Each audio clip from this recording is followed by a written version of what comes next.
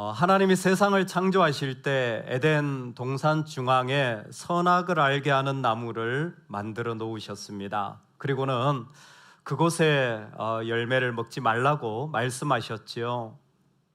많은 분들이 질문합니다. 아니, 하나님 왜 그런 걸 만들어 놓으셔가지고 그런 거 안 만들어 놓으셨으면 선악과도 안 먹을 거고, 그러면 우리 모두가 지금도 에덴 동산에 살고 있을 텐데. 할렐루야. 지금 다 에덴에 살고 있을 텐데 왜 이렇게 복잡하게 일을 만드셔가지고 그 안에 있는 선악을 알게 하는 나무를 만들어 놓으셨나라는 것이었습니다. 여러분, 선악을 알게 하는 나무는 이게 선이야, 저게 나빠 라고 말하는 나무가 아닙니다. 그 나무의 핵심은 무엇이냐면 하나님에 대한 인정입니다. 하나님에 대한 신뢰입니다. 로마서는 이것을 믿어 순종이라고 표현했는데요, 어떤 존재가 있을 때 그 존재를 인정하는 것이야말로 기본적인 관계의 우선입니다. 그 존재가 그 말을 했을 때 충분히 받아들입니다. 하나님을 인정합니다 라고 세워진 자리예요. 그 자리를 지금도 하나님은 우리와 믿음의 관계, 예배를 통해서 만나고자 할 때에 똑같이 물으시는 거죠. 여러분, 하나님을 인정하십니까? 여러분, 하나님을 받아들이십니까? 예수 그리스도가 나의 구주이심을 믿으십니까? 내 삶에 주님이 주인 되심을 고백하십니까? 그 다음 질문은 이겁니다. 어디까지 하나님을 인정하십니까? 어느 정도까지 하나님을 인정하십니까? 내가 잠시 어려움이 있을 때 뿐만이 아니라 그보다 더 심하고 더 납득이 안 되고 더 이해가 안 되는 어느 지점까지, 여러분 어디까지 하나님을 인정하실 수 있으십니까? 그 길이가 똑같이 사람을 만났을 때 이웃사랑의 길이가 되어집니다. 어떤 사람이 실망스럽다면 사실은 그 사람에 대한 실망보다 하나님에 대한 신뢰가 짧기 때문이에요. 하나님의 신뢰가 길다면 사람에 대한 신뢰도 얼마든지 길어질 수 있습니다. 오늘 우리에게 그 질문이 다가옵니다. 38년입니다. 베데스다 연못가에 38년 된 병자가 있어요. 내가 왜 이런 병이 걸렸지? 기도했을 것입니다. 아마 처음엔 원망이 나왔을지도 몰라요. 내 인생에 왜 이래야 돼? 분노가 일어나고 그 가운데 다툼이 일어나고 그 가운데 때로는 체념하는 순간까지 왔을지도 모릅니다. 그러나 38년은요, 이젠 체념도 의미가 없어요. 그냥 사는 거예요. 그냥 익숙해진 시간입니다. 그 일들이 내 안에 왔을 때 그냥 나는 아픈 사람이고 나는 그냥 무기력한 사람으로 그렇게 당연하게 여겨지는 시간이 38년이라는 시간입니다. 그의 몸과 상황이 그런 것만 안타까운 건 아닙니다. 이 사람에게는 그 안에 있는 마음조차 잘못된 심령과 마음으로 채워지기 시작합니다. 여러분, 상황이 어려운 것이 정말 어렵지만 그보다 더 무서운 건 사람의 마음의 모양이 깊이 잘못 자리 잡기 시작하는 것입니다. 누군가 물이 동할 때에 나를 이곳에 넣어준다면 내 오랜 이 38년의 병이 나으리라 라는 생각입니다. 이걸 좀 줄여서 말하면 물이 흔들릴 때 나는 들어가야 된다. 물이 움직일 때 나는 들어가야 된다라는 깊은 신념, 아니면 철학, 아니면 정체성, 아니면 미신, 뭐라고 불러도 좋습니다. 그 마음이 그의 안에는 떠나지 않고 누군가 나를 밀어주기를. 그래서 예수님이 말씀하실 때에도 하소연하는 게 무엇이냐면 누구도 나를 이곳에 넣어주는 사람이 없습니다. 제일 먼저 들어가는 사람이 낫는다고 하는데 나를 도와주는 사람이 없어요 라고 말할 정도로 그의 마음에 이 안타까운 마음은 깊어져 있습니다. 사실 하나님이 예루살렘 어디에도 이런 연못을 만들어서 치유한다, 특별히 천사가 내려와서 물을 휘저어가지고 치료한다 라는 것은 성경 어디에도 없는 이야기입니다. 여러분이 혹시 성경을 읽다가 오늘 말씀 3절 4절 부분을 보면요, 이렇게 큰 꺽쇠 같은 대문자 디귿자 모양이 있는 것을 보시게 될 거예요. 그런 모양으로 물이 움직일 때 천사가 내려와 가지고 물을 동하면 사람들이 들어가서 치료한다는 그 말씀의 구절에 이런 꺽쇠가 있습니다. 요거는 무슨 표시냐면, 성경은 정말 정직한 책이에요. 지금까지 고고학적으로 신약의 한 사본만 4,200개가 되어집니다. 학자들은, 저도 연구를 할 때 그 4,200개를 살펴서 시대 순으로 얼마나 권위가 있는지 신뢰도가 있는지를 다 따져요. 그래서 설교를 준비하기 전에 먼저 해야 될 일이 원어를 보고, 원어를 보기 전에 먼저 해야 될 일이 그냥 사본을 연구하는 일이 사실은 단계적입니다. 근데 그 본문은 이런 꺽쇠가 있는 것은 내용이 있는 건 맞아요. 하지만 신뢰도가 좀 떨어집니다라는 것을 우리가 읽는 성경에 숨기지 않고 그대로 표시해 놓은 거예요. 그러니까 읽으면서 이거는 있기는 있는데 신뢰도가 떨어지는 내용이니 참고하세요라는 표시입니다. 즉, 이 내용이 사실일 수도 있고 꼭 그렇지 않을 수도 있는 내용들이 포함되어져 있다는 것이죠. 그런데 이 사람에게, 그리고 수많은 사람들에게는 오히려 그와 같은 일들이 내 삶의 자리에 깊이 뿌리 박히게 되어집니다. 여러분, 우리가 신앙생활 하면서 있잖아요, 잘못된 생각이나 잘못된 믿음이나 마음이 들어오는 것을 분별하는 게 쉽지 않습니다. 왜냐하면 나는 어쩔 수 없었거든요. 그때 분별하기 좋은 것이 무엇이냐면 대상을 분별하는 겁니다. 대상을 분별하는 거예요. 올바른 믿음은 철저히 대상이 하나님입니다. 근데 건강하지 못한 믿음은 그 대상이 하나님에게서 약간 빗나가기 시작해요.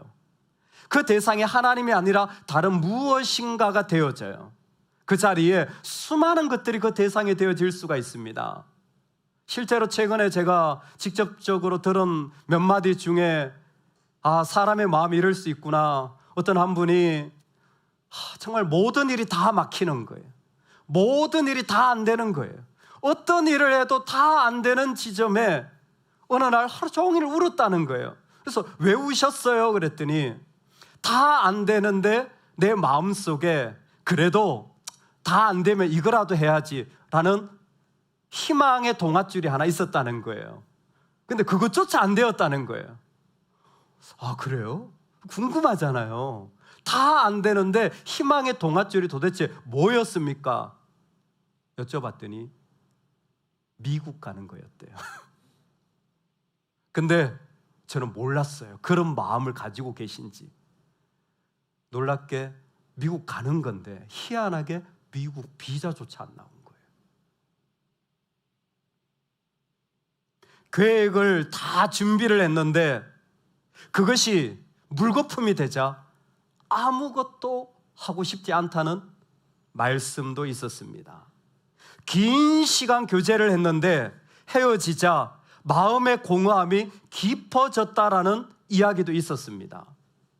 제일 가슴 아픈 이야기는 선배 목사님이신데 개척하고 10년이 되셨습니다. 10년째에 뇌종양이 걸리셨어요. 그리고는 그 치료 과정을 4년째 이어오고 계시는데 지난주에 의식 불명 상태로 뇌 부종이 와서 뇌가 부어서 아무것도 인식하지 못하는 거의 코마 상태까지 들어가셨어요. 근데 그 사모님이 기도를 나누셨는데 이번 주에 목사님 사무실을 교회에서 뺐습니다. 10년 동안 섬긴 교회지만 4년을 투병 생활하면서 그 교회는 담임 목사님이 안 계신 거예요. 아프시면 새벽 예배는 말할 것도 없고 주일 예배도 섬기실 수가 없는 거죠. 그런 시간을 지나다가 도저히 사모님이 목사님의 얼굴을 보고는 이건 안 되겠다. 목사님한테 여쭤보지도 못하고 목사님 정신만 조금 들면 설교 준비해야 돼. 설교 준비. 신방 가야 돼. 신방. 정신이 이게 선망정세죠. 이렇게 왔다 갔다 하시는 거예요. 사무실을 뺐는데 우리 목사님에게 마지막 소망이 끊어진 것 같다고. 여러분, 인생의 소망이 뭘까요? 인생의 희망이 뭘까요? 그 대상을 잘 보면 압니다. 대상을 분별하셔야 돼요. 사람일 수도 있고 일일 수도 있고 내가 계획하는 것일 수도 있고 아니면 내가 꿈꾼 것일 수도 있어요. 놀랍게 38년 된 이 병자를 보면서 우리는 어떤 소망도 없는 시간임을 알게 되어집니다. 여러분, 그리고 오늘 이 말씀은 우리에게 이렇게 도전합니다. 너에게 소망이 없니? 당연하게 여겨지는 인생이니? 어떻게 보면 어떤 변화도 일어나지 않을 것처럼 보이니? 그 시간이야말로 은혜의 때이다. 38년 된 병자의 자리는 예수 그리스도를 믿는, 아니 하나님을 인정하는 자들에게 지금 은혜의 때임을 믿으시기 바랍니다.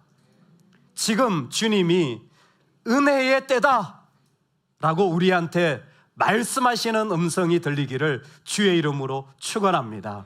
아멘. 그 병이 오래된 줄 예수님이 아셨어요. 그 병이 오래된 것을 예수님도 보고 지금 보고 계시는데 뭐라고 말씀하시냐면 네가 낫고자 하느냐. 당연하죠. 당연하죠. 몸이 아픈데 당연히 낫고 싶죠. 예수님 모르시는 것도 아니시면서 네가 낫고자 하느냐. 예수님이 우리에게 이렇게 설교 말씀을 듣게 하시고 예배에 참여하게 하시고 그럴 때에 네가 은혜 받고 싶니? 네가 응답 받고 싶니? 네가 낫고 싶니? 당연하죠. 주님, 당연하죠. 저한테 돈 좀 주세요. 돈 좀. 할렐루야. 하나님, 저한테 사람 좀 주세요. 사람. 주님, 당연하죠. 저한테 좀 좋은 일 좀 주세요. 좀 좋은 일. 당연하죠. 낫고자 하느냐. 당연하죠. 근데 예수님은 모르셔서 그러신 게 아닐 거예요. 네가 낫고자 하느냐. 치유가 필요한 것을 주님도 아시는데 왜 이 질문할까요? 그래, 너 안에 어떤 좀 힘이, 의지라도 있니? 그래, 네가 좀 뭔가 결단하고 뭔가 좀 새로운 마음으로 딱 품고 잘 해봐야지. 네가 낫고자 하는 그런 열망이 있니? 그런 해석도 가능할 수 있는 본문입니다. 네가 낫고자 하느냐, 너의 속에 그런 의지가 있다면 한번 보여봐라. 그것을 내가 보고 싶다. 치료해 주겠다. 그것도 가능한 일이에요. 너의 의지가 있다면 내가 보고 싶다. 그것도 가능한 일일 것입니다. 그러나 네가 낫고자 하는 이 말씀의 핵심은 주님이 부르시는 장면입니다. 주님이 우리를 부르시는 장면이에요. 이게 제일 중요한 의미입니다. 네가 낫고자 하느냐라는 것은 주님이 얼마든지 치유해 주실 수도 있고 얼마든지 그 안에 있는 의지를 확인하고 싶으실 수도 있지만 제일 중요한 것은 내가 여기 있다. 예수 그리스도, 내가 여기 있다. 내가 너를 부른다. 이것을 조금 더 전문적으로는 효과적인 부르심이라고 말합니다. 무슨 말이냐면 우리 안에 어떤 의지가 있기 전에, 어떤 결단이 있기 전에, 어떤 믿음이 있기 전에 먼저 주님이 우리에게 찾아오시는 거예요. 우리가 어떤 일을 잘해서 주님이 우리에게 오시는 것이 아니라 그 전에 먼저 주님이 우리에게 오시는 거예요. 할렐루야. 여러분, 먼저 은혜가 있습니다. 38년 된 자리를 보면서 믿음의 사람들이 가져야 하는 신앙의 중요한 지점이 무엇이냐면 그곳에 내가 병이 나아서 영광 돌리리라, 내가 일이 잘 되어서가 아니에요. 먼저 은혜가 있습니다. 그 자리에 먼저 주님이 와 계시는 것입니다. 이 병자는 요청한 것도 아니에요. 이 병자가 얼마나 자격이 있느냐, 심지어 믿음의 수준이 얼마나 되느냐, 하나도 중요하지 않아요. 먼저 주님이 이 병자에게 나아가는 것입니다. 그리고 말씀하시는 거죠. 네가 낫고자 하느냐? 너희가 나를 택한 것이 아니요 내가 너희를 택하여 세웠나니. 요한복음 15장의 이 말씀은 제가 목사로서 걸어가는 길에 중요한 밑받침이 되는 말씀입니다. 주님이 먼저 나를 부르시고 세우셨다라는 거예요. 주님이 나를 붙잡고 계시다라는 거예요. 여러분, 그리스도인의 삶도 마찬가지예요. 우리가 어떤 선을 넘어갈 수가 없어요. 다른 사람들은 그렇게 말해도 우리는 그렇게 말할 수가 없고, 다른 사람은 그렇게 행동해도 우리는 그렇게 할 수 없는 것은 내가 주님을 택한 것이 아니라 주님이 나에게 다가오셔서 우리를 그리스도인 되게 만들어 주신 것입니다. 에덴 동산에 선악을 알게 하는 그 놀라운 나무에 하나님을 인정하는 자들에게 일어나는 일들은 그 삶에서 자연스럽게 먼저 주님을 고백할 수밖에 없는 그 에덴의 아름다움이었어요. 근데 하나님을 잃어버리고 내 욕심과 그 교만이 그 안에 들어가면 내가 보기에 좋은 것들이 시작되면서 인류에게 죄의 일들이 시작되어집니다. 이 죄의 일들이 시작되면서 신기한 건 있잖아요. 사람을 보면 이게 사실인 게 증명이 되어져요. 사람에게 죄성이라고 하는 것이 그대로 남아 있습니다. 여러분, 가만히 그냥 아무것도 안 하고 그냥 앉아 있어 보세요. 아무것도 안 하시고 그냥 앉아 있어 보세요. 그러면요, 생각이 딱 납니다. 내가 생각을 하려고 한 게 아니라 생각이 딱 나요. 근데 수많은 생각 중에 어떤 생각들이 많이 나냐면 예전에 어렵고 힘들었던 일들이 생각이 나요. 누군가 나를 아프게 했던 일들이 생각이 나요. 좀 훈련이 되신 분들은 그 생각을 빨리 좀 떨어버릴 수 있는가 반면에, 이게 훈련이 안 된 분들은요, 한번 그런 어려웠던 일들이 생각이 나면요, 그 상태로 멈춰버립니다. 밥도 하기 싫고, 사람도 만나기 싫고, 누군가와 대화도 하기 싫어져요. 여기에 있는 이 아픔들이 그대로 나한테 쏟아져 들어오기 때문에 어떻게 해야 될지 모르는 일들이 일어나요. 이걸 전문적으로는 반추라고 말합니다. 이게 동물이 그 위에 있던 것을 자기가 심심할 때 끄집어내가지고 소가 그러잖아요. 위가 4개 있는데 다시 이렇게 씹잖아요. 그런 것처럼 사람도 있던 것을 자꾸 끄집어내는 사람이 있어요. 그리고 여기서 씹어요. 이거 씹어가지고 묵상을 해요. 그것을 묵상을 하면서 맛을 음미해요. 맛을 음미하면서 사단의 은혜를 받는 거예요. 실제로. 근데 이게 자꾸 나와. 책을 읽다 보면요, 자꾸 나오는 것에 해결책이 있어요. 자꾸 이렇게 반추가 되는 건 어쩔 수가 없대요. 사람은 다 그렇대요. 그게 생각이 툭 튀어나온대요. 근데 그거 어떻게 하느냐? 반추가 될 때는 2가지가 중요한데요. 하나는 마음 챙김과, 2번째는 인지 재형성입니다. 아따, 말 어렵게 하네.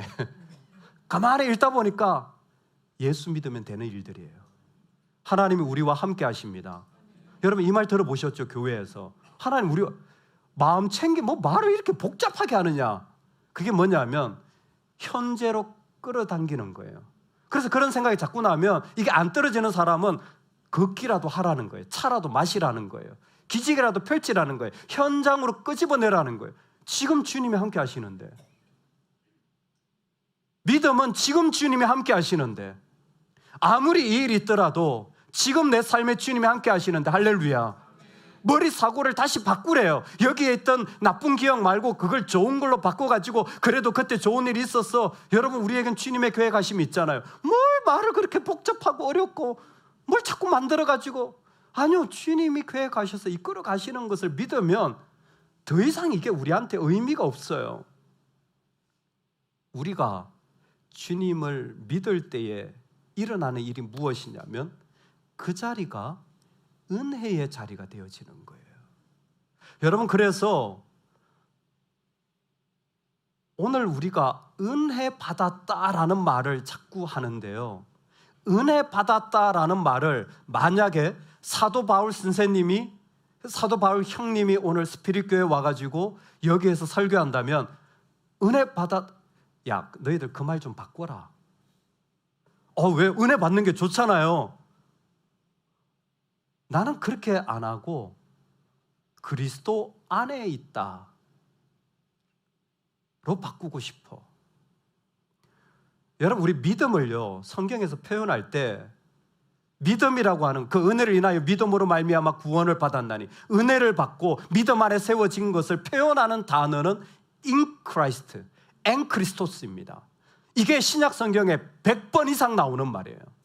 이게 중요한 게 무엇이냐면, 믿음이라는 것을 야 11조 많이 해, 야 주일날 빠지지 말어, 너 이런 섬김 잘해, 야 너 이렇게 부모 잘 섬기고 아이 잘 키우고, 이렇게 표현하지 않고 뭐라고 표현했냐면 그리스도 안에 있는 게 믿음이라는 거예요. 즉 그 사람이 은혜를 받았다라는 것은 그 안에 그리스도의 공간이 만들어졌다라는 거예요. 그 사람이 지금 분명히 이런 아픔이 있죠. 이런 38년 된 모습이 지금도 있어요. 그런데 이 사람에게 은혜가 있다는 건 뭐냐면 아픔이 있지만 그리스도의 공간이 만들어졌다는 거예요. 여러분, 이게 믿음 있는 사람의 모습인 거예요. 지금 나한테는 비참함이 있어요. 그런데 그리스도의 공간에 있는 거예요. 여전히 나한테 어려움이 있어요. 근데 그리스도의 공간에 있는 거예요. 나는 이 공간으로 말미암아 살아가도록 부름을 받은 거예요. 믿음이 좋을수록 이 공간이 커요. 이 공간이 널찍해요. 그래서 넉넉하게 받아들이고 호흡할 수 있는 사람이 되어지는 것이죠. 만약 우리에게 정말 은혜가 무엇이냐 묻는다면 이것은 단순히 감정적인 게 아닌 거예요. 요즘은 감정적으로 자꾸 내 기분이 좋아지면 은혜 받았다 말하지만, 더 구체적으로 말하자면 그 안에 그리스도의 공간이 생겨난 거예요. 그리스도 안에서. 그러니까 그 사람에게는 주님이 계셔, 주님이 계셔, 네가 낫고자 하느냐 라는 말의 본질은 어떻게 보면 너의 안에 그리스도의 공간이 있기를 원한다. 그래서 만약 우리에게 하나님이 은혜를 주신다면 에덴에서 하나님을 만났던 자들의 모습처럼 저는 형용사형이 되어야 된다고 생각해요. 뭔가 능력을 받고 대단한 것을 행하는 게 아니라 두 가지, 아름다움과 기쁨이라고 생각되어집니다. 은혜를 받았다면, 그리스도의 공간이 만들어진다면 그는 하나님의 아름다움을 보게 되어지고, 그 하나님의 아름다움으로 말미암아 말할 수 없는 기쁨을 누리는 사람으로 세워지는 것이죠. 지금이 내 38년 된 오랜 아픔이 은혜의 자리입니다.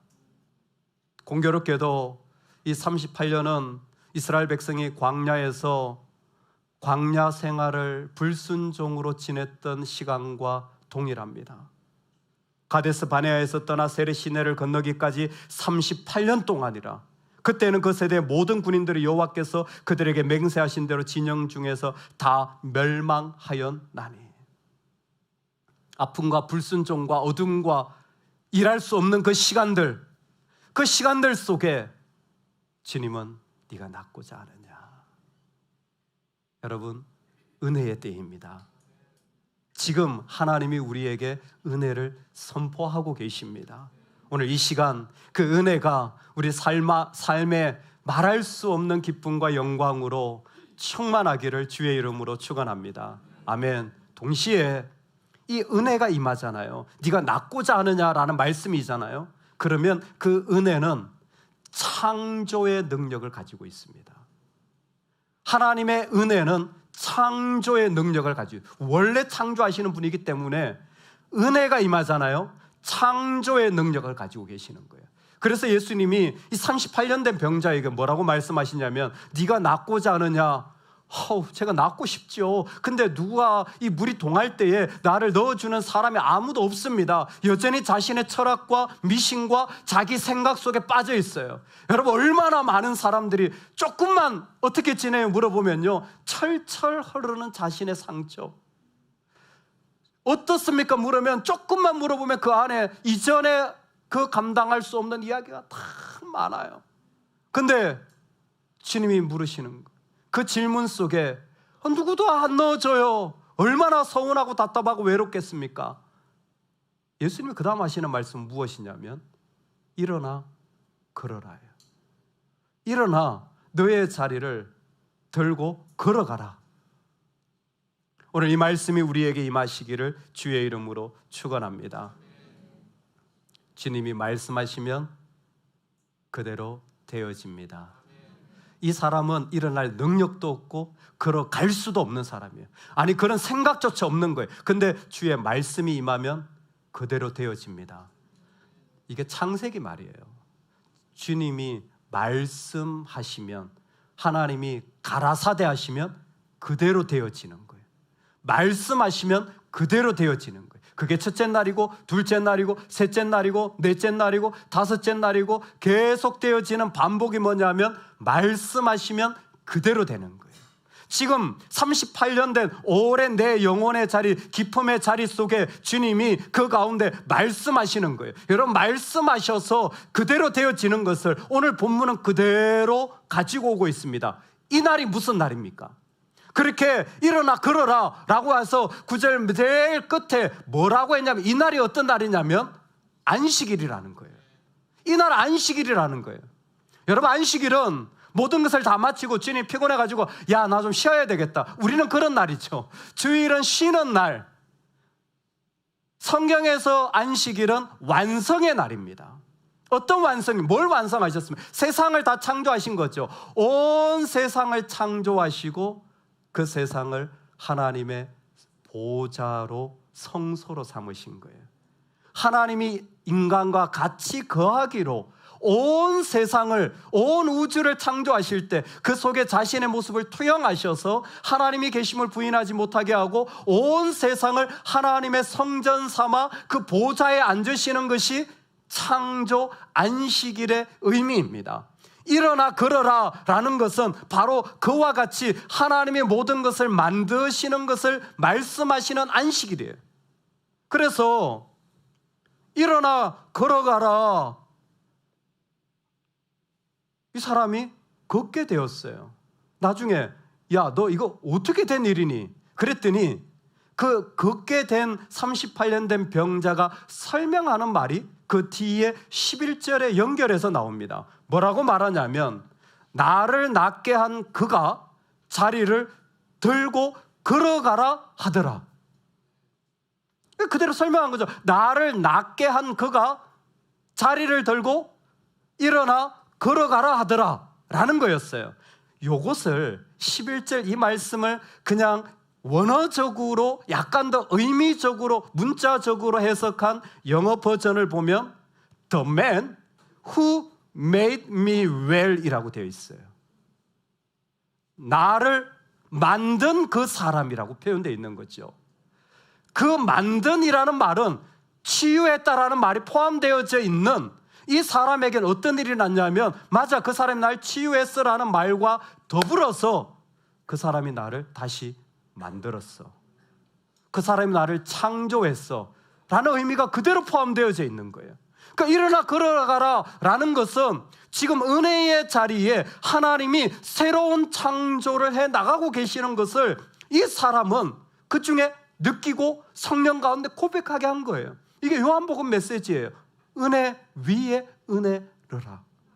율법으로 할 수 없었던 것을 그리스도의 의로 능하게 하시는 거예요. 사람으로 할 수 없었던 것을 주님이 구원을 능하게 하시는 거예요. 나로 할 수 없었던 자리를 주님이 능하게 하시는 거예요. 은혜 위에 은혜르라. 분명히 나는 이게 안 되는 일이었는데 그분이 만드시는, 그래서 하나님의 성소 삼으시는 게 있는 거예요. 에베소서 2장 8절, 너희가 그 은혜를 인하여 믿음으로 말미암아 구원을 받았느니 이것은 너에게서 난 것이 아니요 하나님의 선물이라. 유명한 말씀이지요. 여러분 그 10절에 뭔 줄 아세요? 너희가 그 은혜를 인하여 믿음으로 말미암아 구원을 받았나니 우리는 그가 만드신 바라. 은혜는 창조합니다. 은혜는 우리 다시 만들어가요. 내 안에 그 슬프고 어려웠던 그 자리에 그리스도의 공간이 생기잖아요. 그러면 다시 만들어요. 나는 똑같은 사람인데 다시 만들어지는 거예요. 여러분 이 축복이 있길 소망합니다. 이 은혜가 우리 가운데 지금도 하나님이 부어주시는 줄로 믿습니다. 나는 똑같은 사람이죠. 내 능력이 얼마나 바뀌느냐, 그거에 의해 달라질 수도 있는 부분이 있어요. 그러나 우리에게 믿음이 있다면 그리스도에 의하여 다시 재창조되어지는 공간으로 말미암아 일어나게 되어지는 거죠. 얼마 전에 그 구자은 목사님이라는 분의 간증을 듣게 되었습니다. 이분이 그 노래 찬양하는 분인데 이분의 찬양 장르가 그 트로트 뽕짝 그런 쪽이시더라고요. 뭐 예전부터 알고 있었지만 근데 교회에서 특송 같은 거 할 때 이상하게 그분 찬양 많이 이렇게 패러디를 하더만요. 그분 집회도 많이들 하시는 것 같아요. 그래서 이렇게 트로트 풍의 어떤 뽕짝 풍의 그런 찬양으로 이렇게 하면 막 특히 이 60대 70대 분들은 막 은혜의 폭포를 막 받는 거야. 그냥 뭐 저는 뭐 그냥 이렇게 이런 게 있나 보다 이렇게 하는데 이분이 이제 간증을 하시더라고요. 어떤 간증이었냐면 어느 교회에 초청을 받아서 간 거예요. 이분은 찬양 사역자이기 때문에 찬양을 하는 거죠. 근데 이제 스타일이 뽕짝 스타일 이제 이런 거죠. 그래서 어느 교회에서 이렇게 좀 먼 곳에 가서 찬양을 하려고 마이크를 딱 잡고 전주가 딱 나와가지고 한 소절 딱 불렀는데 그게 장로님 벌떡 일어나가지고 멱살을 잡고 끌려나가요. 어디 거룩한 교회에서 이런 뽕짝을 끌려나가신 거예요. 끝. 끌려나가고 끝. 다시는 그 교회 들어가지도 못하고 그대로 나오셨대요. 좀 멀어서 그런지 그 교회에서 나와가지고 고속도로를 타고 중간에 휴게소에 내렸는데 휴게소에 딱 멈췄는데 눈물이 막 쏟아지더래요. 너무 비참하고 화가 나고 속상하고 막 눈물이 막 쏟아져요. 여러분 그럴 때가 있잖아요. 너무 분하기도 하고 힘들기도 하고 어떻게 할 수 없는 그 마음이 막 너 찬양하러 갔는데 한 소절 딱 불렀는데 끌려 나온 거예요. 바로 그 자리에. 그분이 너무 마음이 힘들었던 거죠. 그래가지고 그런 시간이 좀 지나고 이렇게 그 어머니 권사님이신 어머니한테 전화를 했대요. 엄마 사실은 제가요 이렇게 사역하러 갔는데 이렇게 그 교회 장로에 끌려 나와가지고 하지도 못하고 왔어요. 나는 이제 하지 말아야 될까 봐요. 그때 그 엄마가 그러시더래요.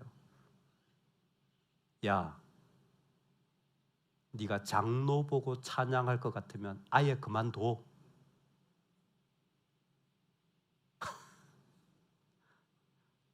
하나님 높이려고 찬양하는 거지 네가 그 사람 보려고 하냐? 그럴 것 같으면 아예 지금 그만둬. 할렐루야. 그 말에 이분이 주님의 공간이 생긴 거죠. 마음이 확 바뀐 거예요. 그렇게 서럽고 슬프고 상처가 되고 그랬는데 갑자기 그래, 내가 하나님 찬양하려고 그리고는 그냥 마음이 바뀌니까요. 그 휴게소에서 뽕짝으로 그냥 갑자기 그냥 집회를 하고 뭐 보거나 말거나 거기에서 그러니까 안 믿는 분들은 노래가 뭐 좋네요 뭐 이렇게 들었다가 그냥 거기에서 찬양을 해. 너무 은혜가. 여러분 하나님은요 지금도 우리를 얼마든지 만들어 가세요. 사람들이 볼 때 이게 맞아 저게 맞아 하지만 하나님의 은혜는 지금도 우리를 재창조해 가시는 놀라운 능력의 하나님이십니다.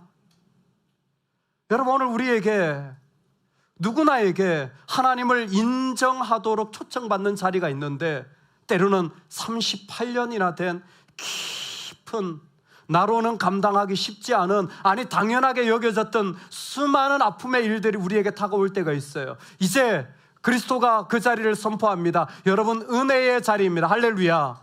그 자리는 은혜의 자리입니다. 그 자리는 주님의 은혜로 임하시는 자리임을 믿으시기 바랍니다. 그 자리는 그리스도의 공간이 있어요. 그 자리에는 주님의 자리가 있어요. 여러분, 절대 사람의 생각이나 말들이 전부라고 여기지 마십시오. 우리에게 주님이 있을 때 우리는 언제나 그리스도 안에 있어야입니다. 우리의 믿음은 언제나 그리스도 안에 있어요. 그리스도 안에 그 주님의 공간 속에 우리는 주님으로 말미암아 걸어갈 수 있는 사람입니다. 동시에 주님의 은혜를 주실 때는요, 그 은혜 속에서 재창조하시는 분이에요.